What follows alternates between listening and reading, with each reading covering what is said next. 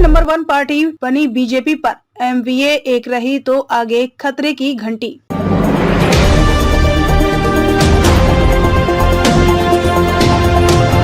नमस्कार, मैं आपके साथ अंजना और आप देख रहे हैं नेशनल न्यूज नेटवर्क। आइए नजर डालते हैं आज की खास खबर पर। महाराष्ट्र के एपीएमसी इलेक्शन रिजल्ट में बीजेपी भले ही नंबर 1 पार्टी बनकर सामने आई, लेकिन उसका गठबंधन महाविकास अघाड़ी से बहुत पीछे रह गया। सबसे फायदे में शरद पवार, अजीत पवार रहे। पिछड़ी होकर भी अघाड़ी बने रहे।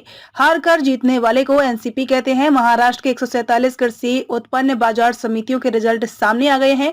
इस एपीएमसी के चुनाव परिणाम के मुताबिक बीजेपी महाराष्ट्र की नंबर 1 पार्टी बनकर उभरी है।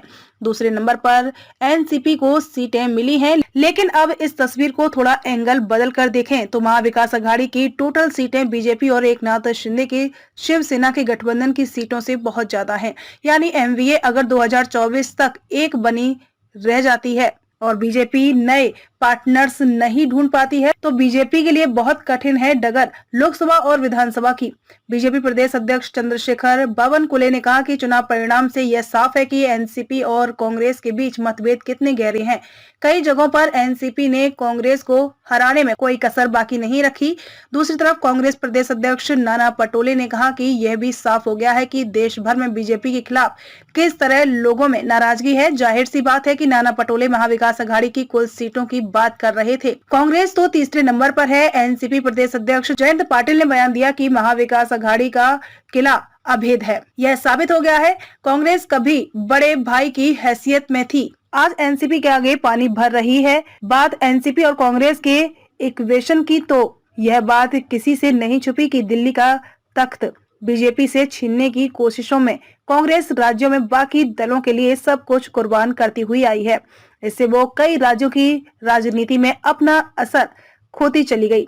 महाराष्ट्र में एनसीपी के कांग्रेस को काफी हद तक किनारे लगा दिया है, जबकि महाविकास अघाड़ी से पहले के कांग्रेस एनसीपी गठबंधन वाले दौरे में 2004 का चुनाव भुला दे तो कांग्रेस हमेशा ही एनसीपी से आगे रहा करती थी। हमेशा मुख्यमंत्री कांग्रेस का ही हुआ करता था और एनसीपी छोटे भाई की हैसियत में रहा करती थी। आज की तारीख में सबसे फायदे में एनसीपी है।